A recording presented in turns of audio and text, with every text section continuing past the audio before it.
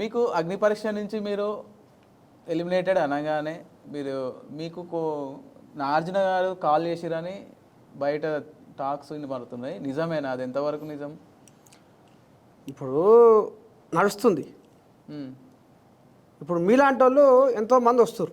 ఉమ్, అరే నర్సయ్య తాత big boss హౌస్లో అడుగుపెట్టిన రాని పేరు నర్సయ్య తాత అగ్ని పరీక్ష కానీ ఆపేస్తే ఇంత పేరు వస్తుందే. ఉమ్, ఏ ఫోను మందలిచ్చినా, ఏ ఫోన్ చూసినా, ఏ ఫోన్ వెలిగించినా ఆయనే కనపడుతుండే ఉమ్, చర్చ జరుగుతుంది. ఖచ్చితంగా వైల్డ్ కార్డు ద్వారా నర్సయ్య తాతకు నాగార్జున అవకాశం కల్పిస్తాడు. ఉమ్. నర్సయ్య తాత బిగ్ బాస్ హౌస్లో దమ్ము చూపించబోతుండు. ఒకవేళ వైల్డ్ కార్డ్ ఎంట్రీ ద్వారా నర్సయ్య తాత మళ్ళీ బిగ్ బాస్లోకి వెళ్ళిండు అనుకో, ఏం చూపిద్దాం అనుకుంటా? అదే నాలో ఉన్న కళలని చూపిస్తా. కళలన్నీ చూపిస్తారు. నాలో ఉన్న కళలని చూపిస్తా. సెలెక్ట్ కాలే కదా మీరు, ఇలా సెలెక్ట్ ఇప్పుడు ఇంతకుముందు అయితే సెలెక్ట్ కాలేదు, అగ్ని పరీక్ష నుంచి ఎలిమినేట్ అయ్యారు, అప్పుడు చూపించలేకపోయింది, ఇప్పుడు చూపిద్దాం అంటారు. అది అప్పుడే చూపిస్తే బాగుండేది కదా తాత. అవునా కాడ అవకాశం ఇదే కదా. ఉమ్, ఇప్పుడు నేను అనేది అదే, ఇప్పుడు నీలో ఇంకా ఏముంది?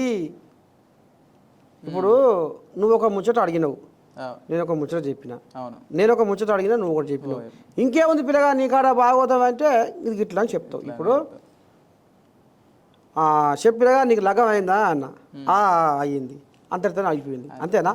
నీకు లగం అయిందా, మరి మీ అత్తగారు ఏ ఊరు, నీకు ఎంతమంది పిల్లలు, నీకు ఎంతమంది దోస్తులు, నీ సంసారం ఎట్టుంది, ఇప్పుడు ఏం పని చేస్తున్నావు, ఎటువంటి సంగతి అంటే నువ్వు చెప్తావు. ఇప్పుడు నీ లగం అయిందా అంటే అయ్యే గానే ఓడిపించుకుంటుంది. ఇక నువ్వెట చెప్తావు, నాకు చెప్తావా? తాత నేను చెప్తా, తాత తాత తాత అంటే ఆడ అవకాశం లేనప్పుడు మనం ఏం చెప్తాం ఆడ? అదే ఆ స్థానంలో నాగార్జున కనుక ఉంటే ఇప్పుడు ఎంతోమంది కొత్త వాళ్ళకి ఆయనే దారి చూపినోడు. ఆయన అవును, కొత్త కొత్త సినిమా ఆర్టిస్టులకు, టెక్నీషియన్లకు, ఇండస్ట్రీలో రామ్ గోపాల్ వర్మకు, లారెన్స్కు ఆయనే దారి చూపించిండు. అంటే పెద్ద పెద్ద స్థానంలో ఉన్న ఇవాళ ఎంతోమందికి ఇవాళ నాగార్జున కొత్త జీవితాలను ఇచ్చిండు. అంటే ప్రతిభ ఉన్నోడు ఒక కసితోని పోరాడతాడు, కొత్తోనికి అవకాశం ఇవ్వాలి అనేది ఆయన తెలుసు.